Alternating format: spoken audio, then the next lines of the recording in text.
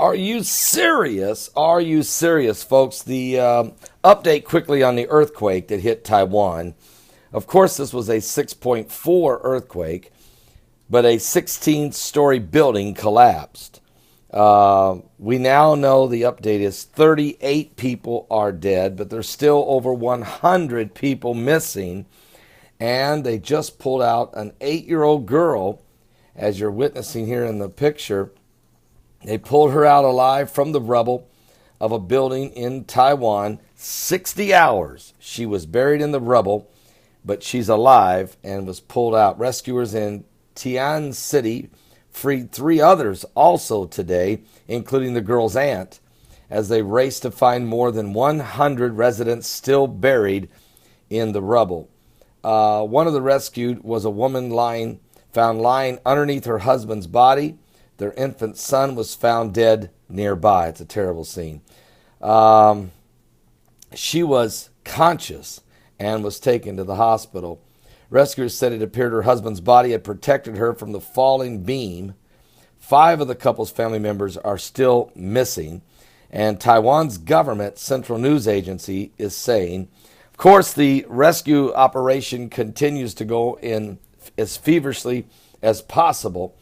As a man rescued on Monday had been talking to rescuers throughout the night, he was pulled free just before midday today, and officials are saying that 310 people have been rescued in the rubble, with 100 of them being hospitalized.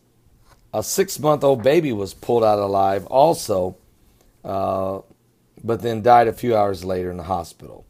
So it's a horrific scene. It's a terrible scene. But it was an earthquake that hit at the wrong place at the wrong time. These are the problems. Why we watch earthquakes. We keep a close eye on them. And I've been actually studying earthquakes now for 6 years, every day for 6 years. And I can tell you, they are increasing over these 6 years. They are getting stronger. As a matter of fact, the statistics prove that, as we had more earthquakes over 6.0 in 2015 than ever before, including that horrific earthquake that hit Nepal that killed over 9,000 people last year. And so here's a deadly quake in Taiwan. It's still ongoing. 38 are dead. Over 100 are still buried in the rubble, and we're still praying we can get these people out. So we'll continue to pray for the people of Taiwan, continue to pray for all those that are still buried in the rubble, and for their families, the families of the victims that have died, those that are injured and are still in hospitals. And we're praying for the rescue workers that are doing everything they can there to try to to save as many lives as possible, and also search and recovery. You know, again, Harvest Army Church, it was prophesied that this earthquake would hit Taiwan. Just on January 31st, they prophesied it live on television. They're in New York. And I've been to that church. I've preached there now 2 revivals in 2012 and again last year.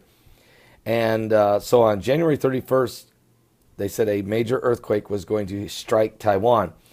On February the 2nd or 3rd, an earthquake hit Taiwan of 5.7. But the pastor said that's not the quake that we're prophesying about. That's a precursor to the one that's going to hit. And then on Friday, 2 days later, this one hit. And so it's incredible for those who don't really understand prophecy. When the Lord reveals things, sometimes it can be very soon things happen, and sometimes it's months, sometimes it's years before it is fulfilled.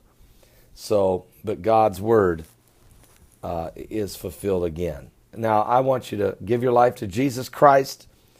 Understand that Jesus said that there would be these events would be happening all over the world, frequently, okay, just before he returns. And that's what's happening. Give your life to Jesus Christ. We are running out of time.